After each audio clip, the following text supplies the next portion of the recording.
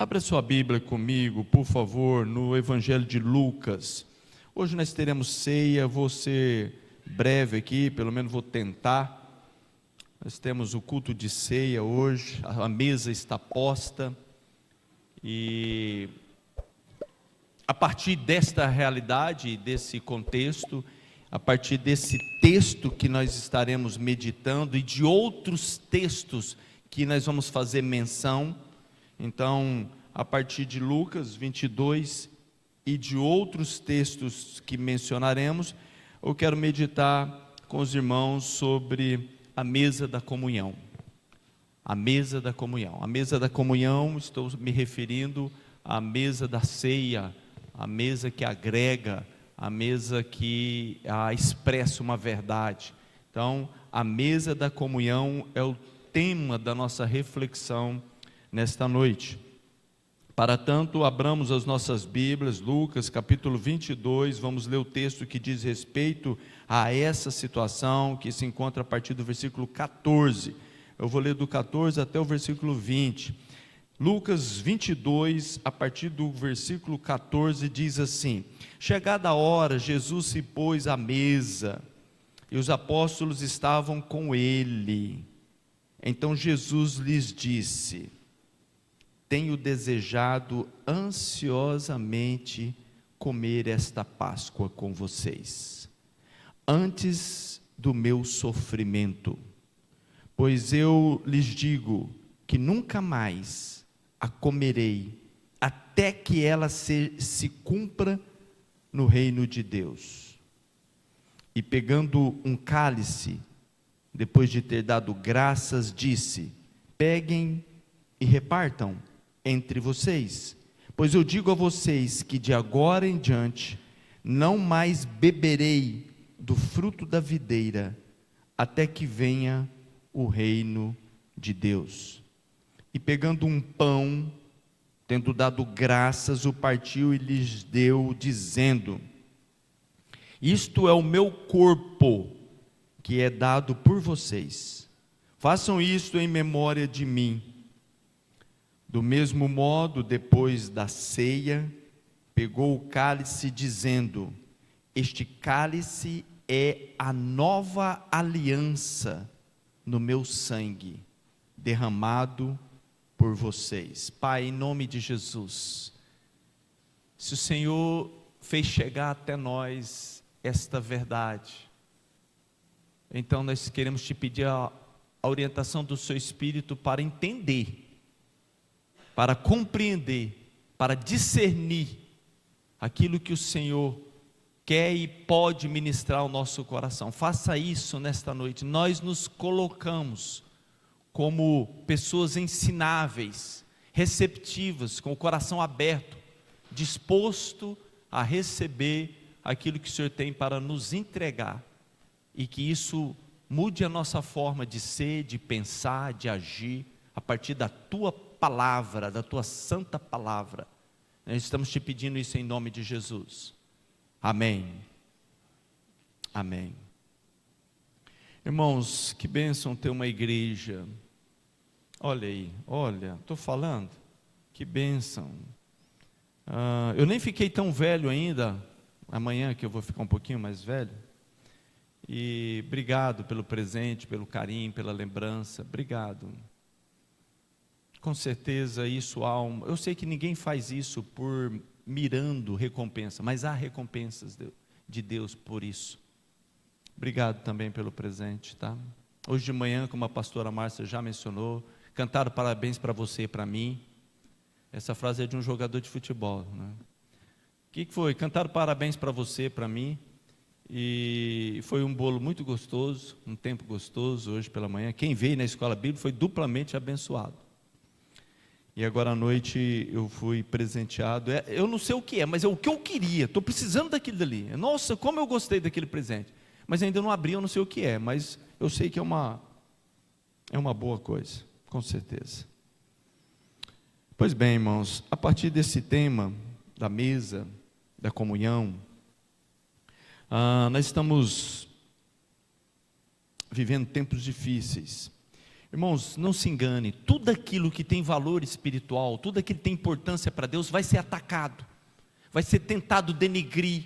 Então, quando você vê alguma coisa recebendo flechadas, recebendo palavras contrárias, recebendo energia de trabalho para desfazer aquilo, pode ficar atento que aquilo dali tem a aprovação de Deus. Se o inferno quer destruir, é porque Deus aprova. E ele então quer destruir aquilo que Deus aprova.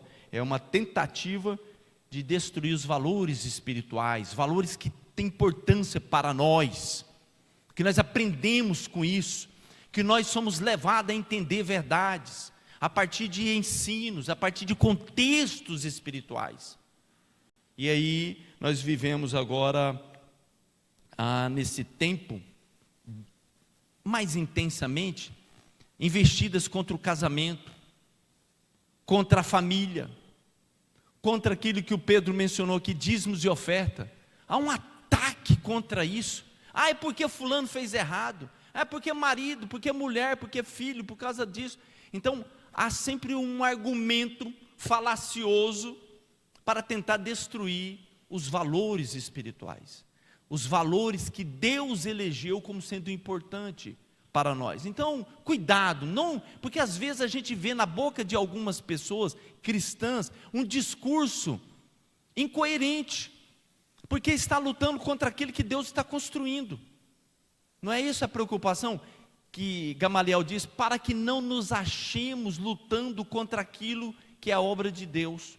Então, às vezes tem pessoas que embarcam e replicam e repetem um discurso destrutivo.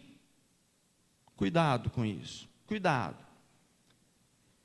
E hoje, quando vamos falar de ceia, da mesa, quem não viu o que foi feito nos últimos dias a respeito do descredenciar a mesa da ceia?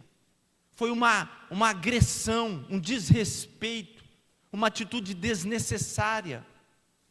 Até porque o evento mira a unidade, mira um propósito, mas descaracterizou e tomar atitudes agressivas para com a mesa da santidade, a mesa da comunhão, que é o nosso tema de meditação nesta noite.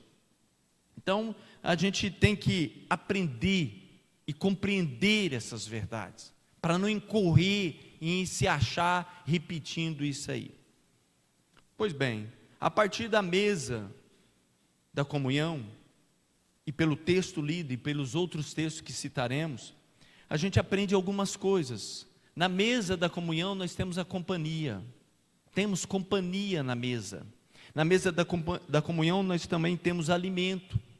A mesa é o alimento. Também temos revelação, é revelado verdades, é revelado os propósitos do coração. Na mesa nós temos a presença da humildade. Há que se tomar uma postura de humildade em estando à mesa.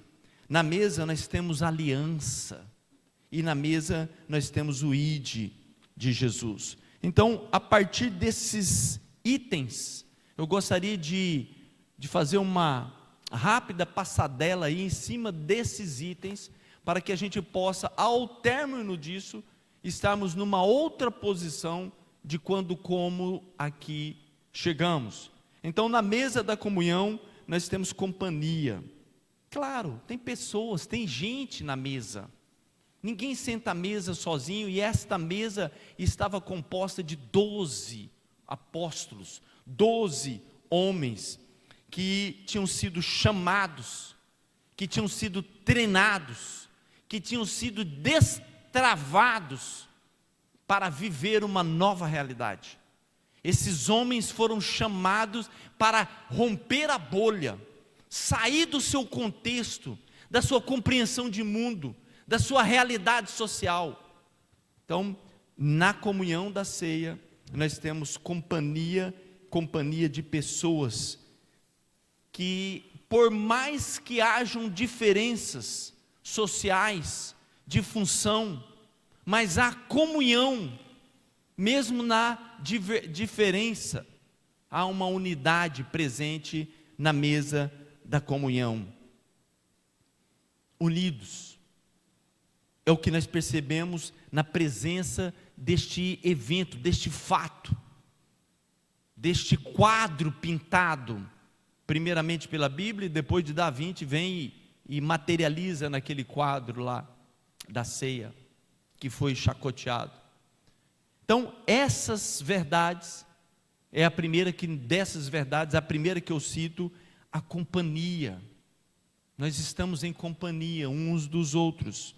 E hoje, o que naquele grupo, naquele contexto, eram aqueles 12 homens, que foram chamados para impactar, não a sua família somente, não a sua cidade somente, mas foram chamados para impactar o mundo conhecido de então. Saíram para fazer transtornar o mundo, botar o mundo, não de cabeça para baixo, como às vezes a gente usa essa frase, mas colocar o mundo de cabeça para cima, porque de cabeça para baixo já estava, e eles vão reposicionar o mundo. Esse mesmo grupo que lá representava os 12, hoje é representado pela igreja, por mim, por ti, por nós. Nós somos aquele grupo que foi chamado para colocar o mundo de cabeça para cima, para fazer um impacto, uma explosão de resgate de valores, de voltarmos aos valores defendidos, pregados e ensinados pela palavra. Para tanto, nós fomos chamados, então, e estamos sendo treinados, e a nossa mente e o nosso coração está sendo destravado, irmãos. Nós temos que ser destravados para sair da bolha, para parar de enxergar só o umbigo, para parar de enxergar somente o meu contexto e a minha delimitação do meu espaço. Nós fomos chamados para ser representante às nações, aos povos, às cidades, aonde for. E o melhor texto, Pedro citou aqui, melhor traduzido do que o ide, que nós vamos falar daqui a pouco, é o indo. Indo. Nós somos chamados para isso.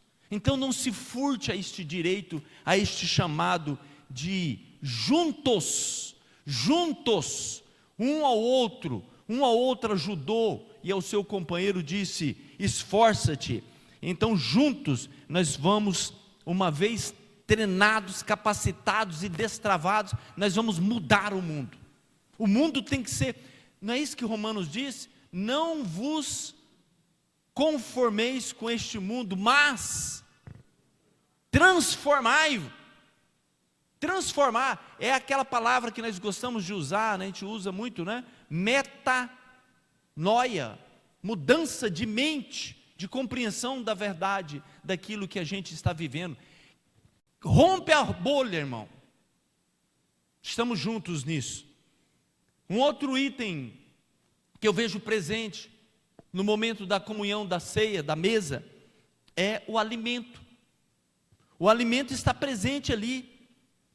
Aliás, foi para isso que eles sentaram em volta da mesa. E era mesa farta, mesa com carne, mesa com pão, mesa com salada, mesa com bebida. Era uma mesa farta. Então, há alimento sobre a mesa, na mesa da comunhão. Existe alimento com fartura, não há escassez na mesa do Senhor Jesus. E da mesma forma, ou exemplarmente, ou simbolicamente, da forma como a mesa está posta, Jesus também é o alimento representado naquele símbolo que sacia a nossa alma, o nosso espírito. Da forma como a mesa ali representava e estava posta com esse simbolismo de alimentar o físico, Jesus alimenta o nosso espírito, alimenta a nossa alma, alimenta o nosso ser. Ele diz, eu sou o pão da vida, quem vem a mim jamais terá fome.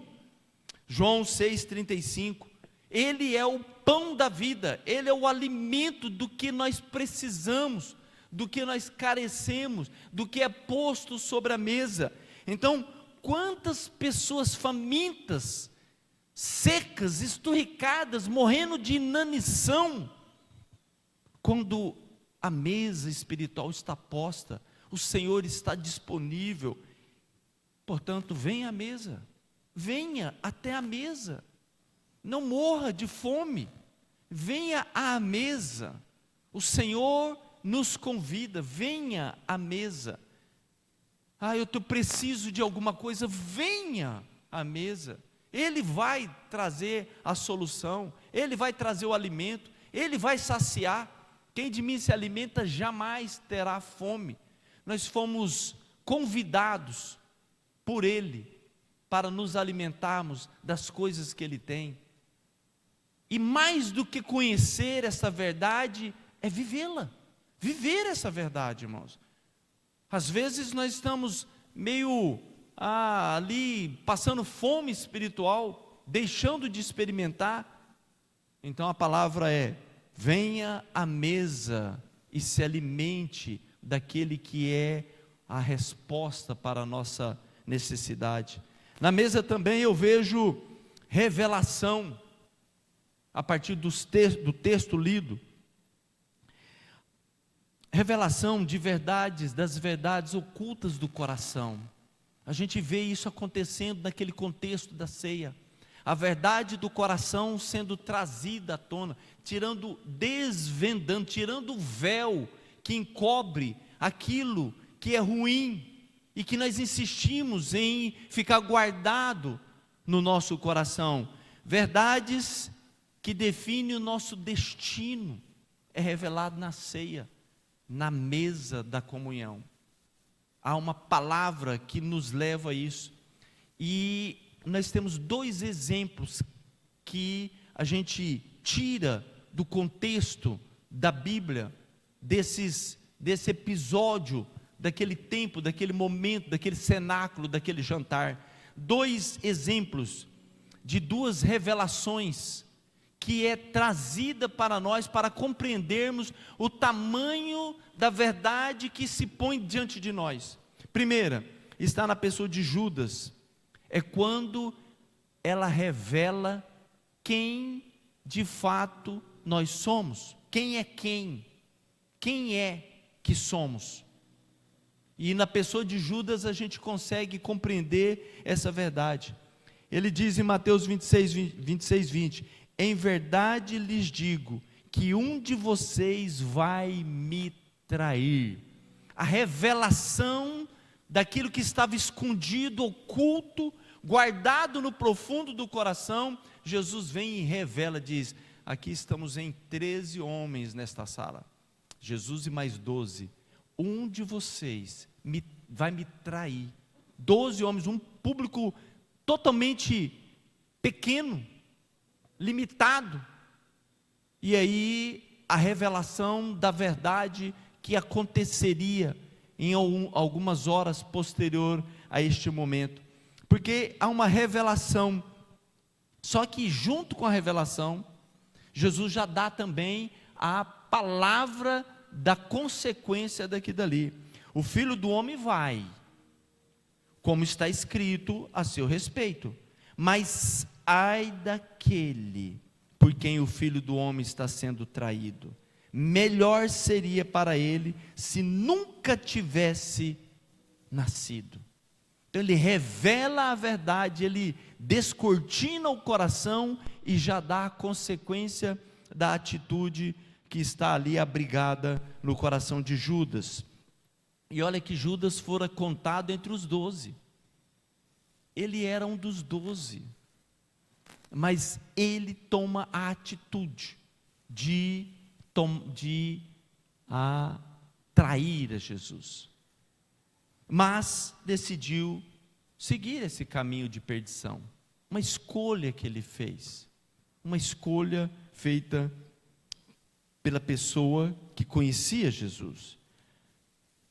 Quantos têm seguido esse caminho, irmãos? Quantas pessoas têm também aparentemente escondido dentro do coração a atitude que na verdade já está definido dentro de si, o seu destino? Ai de ti, ai de ti, ai de ti. Quantas pessoas estão iludidas, e não é só fora da igreja, sim, fora da igreja também, mas também dentro do rol de membro da igreja, estão convertidos, estão convencidos, não convertidos. Então, cabe uma reflexão, onde que eu estou nisso aí?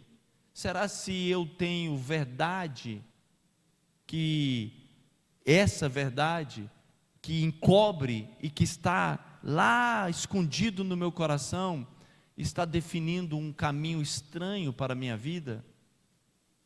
Nós temos que pensar isso, porque fazer parte de uma igreja, de um hall de membros, isso não define, se não tiver efetivamente comunhão, intimidade, arrependimento, confissão de pecados e aliança com o Senhor. Se não tiver, pode estar ali o pai, a mãe, o vô, não importa as conexões, é o que nós aprendemos hoje de manhã, cada um responde pelos seus atos. Então, consulte Jesus a respeito disso. Você tem certeza da tua salvação? Você já tratou esse assunto com Ele? Já está resolvido isso? De fato, você já foi, e nos moldes da palavra que diz, se com o coração você crê e com a boca confessar a respeito da salvação, você será salvo. Você já tem uma atitude que condiz com esta proclamação desta palavra? O que você fala está afinado com o que você faz?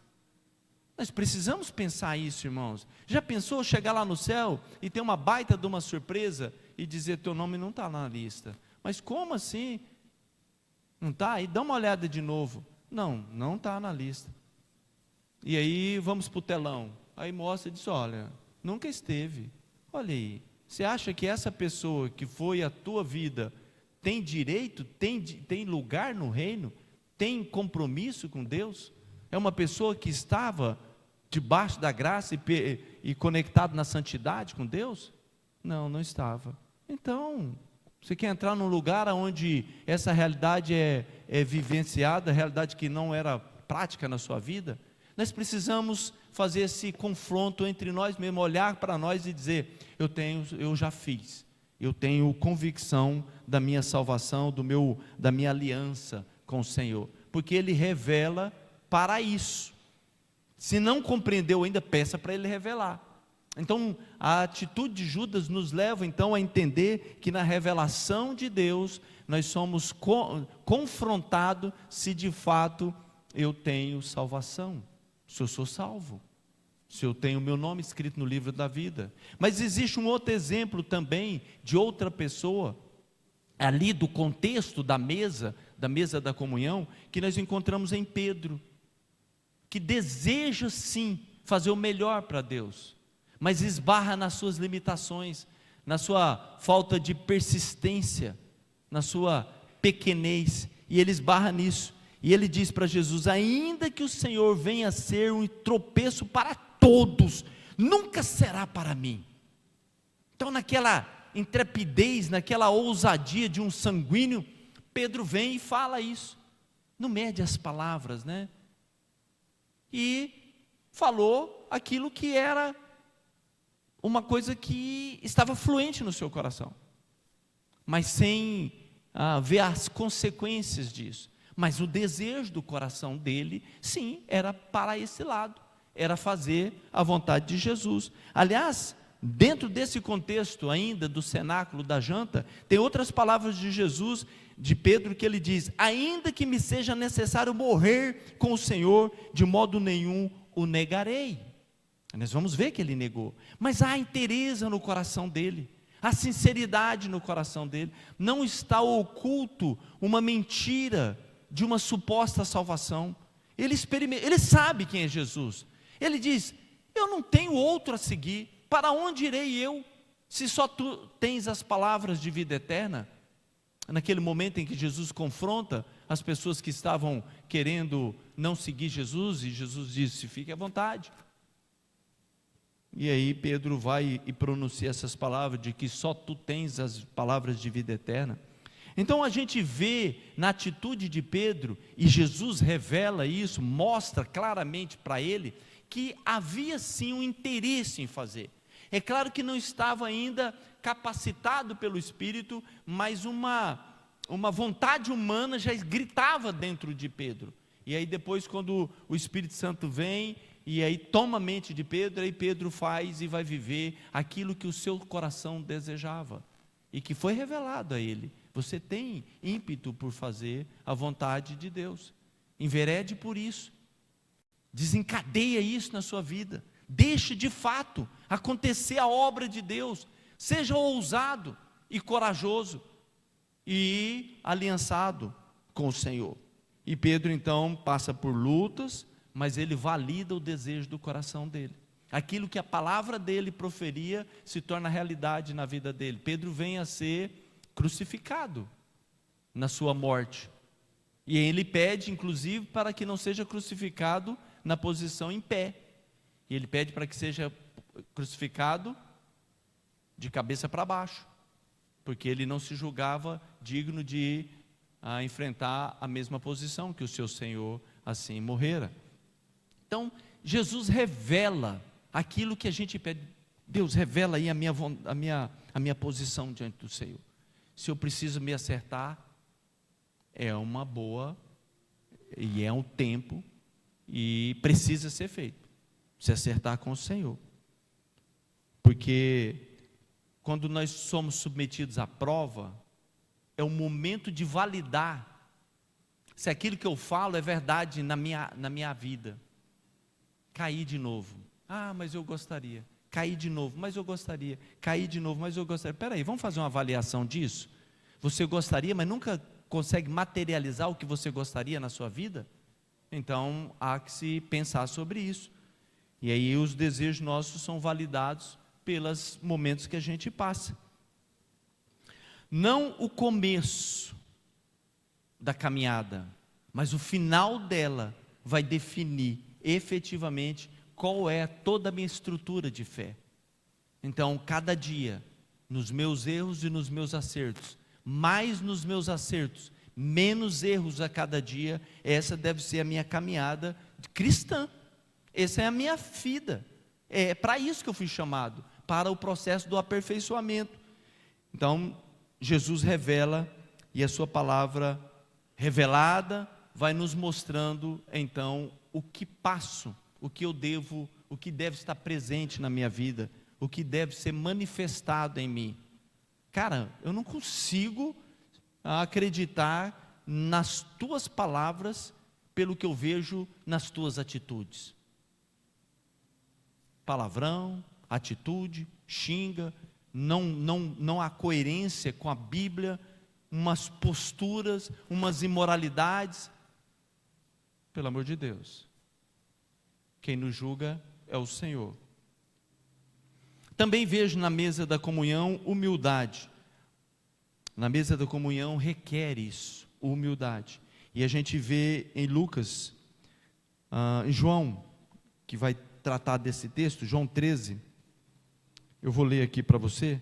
João 13 diz assim, a partir do versículo 1: Antes da festa da Páscoa, sabendo Jesus que era chegada a sua hora de passar deste mundo para o Pai, tendo amado os seus que estavam no mundo, amou-os até o fim.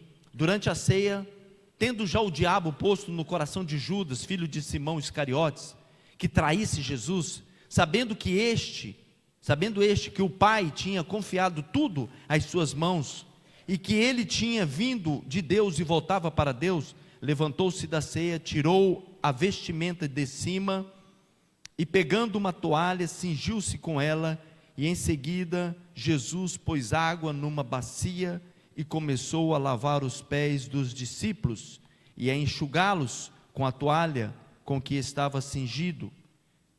Essa é a atitude de humildade do Senhor, lavando os pés dos apóstolos, dos seus discípulos, dos seus alunos. Atitude é mais do que palavras, e isso está presente na vida dele, lavar os pés. E esse mesmo comportamento, essa mesma postura, a gente vai ver defendida e estimulada em Filipenses capítulo 2, a partir do versículo 5, onde a gente lê: tenham entre vocês o mesmo modo de pensar de Cristo Jesus, que mesmo existindo na forma de Deus, não considerou ser igual a Deus, algo que deveria ser retido a qualquer custo. Pelo contrário, ele se esvaziou assumindo a forma de servo, tornando-se semelhante aos seres humanos, e reconhecido na figura humana, ele se humilhou, tornando-se obediente até a morte, e morte de cruz. Por isso também Deus o exaltou sobremaneira e lhe deu o nome que está acima de todo nome, para que ao nome de Jesus se dobre todo o joelho, nos céus, na terra e debaixo da terra, e toda língua confesse que Jesus Cristo é Senhor, para a glória de Deus Pai. Humildade é a nossa bandeira. Vamos revestir-nos dela. Quem está disposto a assumir é uma atitude. É você abrir mão das suas prerrogativas e aí se dá no processo da humildade. É uma proposta bíblica, irmãos. Cada um faz dela a sua verdade ou não. Há uma proposta. Quem ousa obedecer vai fazer o que a Bíblia está propondo. Na mesa também eu vejo aliança, até porque esse é o texto que Jesus fala: este cálice é a nova aliança no meu sangue, derramado por vocês. Aliança é o símbolo de união, de acordo, de pacto. Isso é a aliança que o Senhor estabeleceu conosco. Tem que haver uma entrega mútua para que a aliança se instale. Aliança sem entrega mútua não é aliança. Então a aliança é ambos, os dois, de comum acordo, entrega um pelo outro, um em favor do outro. A aliança gera remissão, perdão de pecados. Na aliança, Deus perdoa os nossos atos. Na aliança, o peso da condenação é tirado de sobre nós. Na aliança, nós somos tornados justos pelo Senhor. A aliança, então, é remissão dos nossos pecados. Na aliança, ser efetivo que o Criador vem fazer, buscar a sua criatura. Nós devemos entender esta verdade e nos aliançarmos, então, se assim não foi feito, com o Senhor. Alianças estão sendo feitas e é para ser feita. É a mão de Deus estendida esperando uma mão no sentido contrário que confirme a mão estendida. E por último, nós temos o ID de proclamação na mesa. A gente lê em 1 Coríntios 11, 26. Toda autoridade, aliás em Mateus primeiramente, Mateus 28, de 18 a 20, Jesus vai credenciar o poder de comando, de envio dele. Toda autoridade me foi dada no céu e na terra, portanto vão e façam discípulos de todas as nações, batizando-os em nome do Pai, do Filho e do Espírito Santo, ensinando-os a guardar todas as coisas que tenho ordenado a vocês. E eis que estou com vocês todos os dias, até o fim dos tempos. E aí o apóstolo Paulo arremata naquilo que eu já citei em 1 Coríntios 11, 26. Porque todas as vezes que comerem este pão e beberem o cálice, vocês anunciam a morte do Senhor até que Ele venha. De todas as notícias que nós temos, de todas as informações que nós podemos compartilhar, de todas as verdades que habitam, que povoam nossa mente, nós temos uma mensagem mais gloriosa de todas, a mensagem do Evangelho, irmãos. A mensagem do Evangelho já está dentro de nós. Esta é a mensagem que muda o destino, que salva vidas, que faz transformação. O maior de todos os milagres, mais do que abrir mar vermelho, do que cego ver, do que morto ser ressuscitado, mais do que tudo isso, uma vida ser salva, compreender essa verdade e fazer dessa verdade a sua verdade, esse é o milagre que faz os céus entrar em festa. O céu se alegra quando uma pessoa reconhece-se pecador e pede perdão a Deus. Então, esse ide de Jesus está presente em nós, e está presente na nossa vida, pelo menos deve estar na nossa proclamação cada dia, porque, para terminar, Deus diz, João 3,16, porque Deus amou o mundo.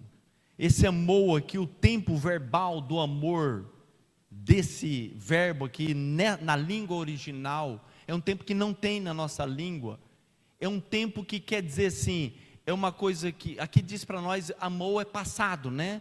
Estaria como pretérito, nós o classificaríamos esse verbo aqui, amou, no pretérito, uma coisa do passado, mas a ideia do original é mais do que isso, é uma coisa que sim, aconteceu no passado, mas ele reverbera, ele tem uma ideia de que aconteceu e está valendo os seus efeitos até agora. Então, amou e continua amando, Deus amou e continua amando, Deus amou e continua amando todas as pessoas, porque Deus amou o mundo de tal maneira, numa maneira imensurável, na régua que se poderia usar para medir o tamanho desse amor, não há régua que tenha suficiente capacidade para medir, para dimensionar o amor que foi ministrado, derramado de Deus, porque Deus amou o mundo de tal maneira que fez uma coisa extraordinária, Ele foi e doou-se, Ele entregou-se, Ele deu-se na pessoa e na figura do seu Filho. Em Jesus, Deus se dá em favor de nós outros pecadores, porque Deus amou o mundo de tal maneira, numa maneira tão intensa, que deu o seu Filho único, para que todo aquele que nele crê, para que todo aquele que olha para Jesus, para aquela pessoa que compreende essa verdade, para a pessoa que se aliancia com o Senhor, para a pessoa que olha pela fé e enxerga na cruz do meio o Filho de Deus, para a pessoa que crê, não morra, não pereça, não viva eternamente na ausência de Deus, não seja lançado não seja banido da presença de Deus, não seja lançado no lago que foi preparado para o diabo e os seus anjos, não seja banido para este lugar, não morra, mas tenha vida eterna, vida abundante, vida de qualidade, vida na presença, vida com o Senhor, vida para desfrutar de todos os benefícios que Deus tem para nós. Então nós somos portadores dessa mensagem. Então na mesa nós temos também a proclamação do Evangelho, o ide, porque todas as vezes que comerdes deste pão e beberdes deste cálice, vocês anunciam a morte do Senhor até que Ele venha. Amém.